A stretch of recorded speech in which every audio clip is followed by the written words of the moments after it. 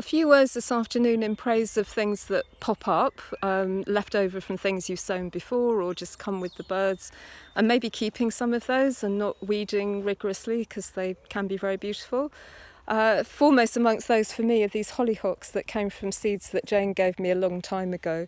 They seem to put themselves in very opportune little places amongst the beds and have very picturesque spires of flowers in summer which sort of add to the cottage garden kind of feel. Down here is a rather lovely plant called red orich. It's a form of spinach and it's very nice and pretty in salads. If you grow it once and let it go to seed, you'll have it forever, but it's definitely worth having again. I've just noticed that under here, some of the leftover potato tubers from last year are coming up.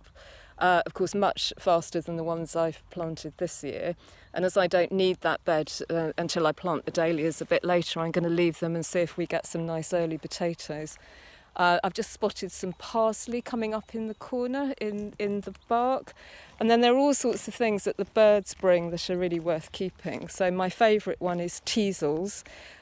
Because they have these beautiful seed heads that the finches adore, and they also make very nice Christmas decorations. So I always leave a few of those to go to seed in the autumn.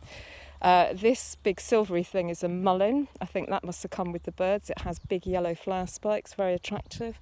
Or the forget-me-nots will have just come with the birds, and I let them spread themselves around and then take them up once they've seeded.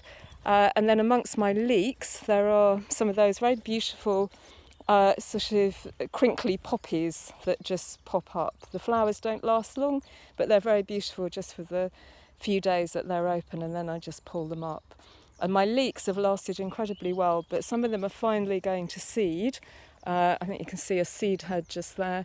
And they're worth leaving, just a few of them, because they explode into allium-like lovely seed heads. So just a few things you might consider keeping.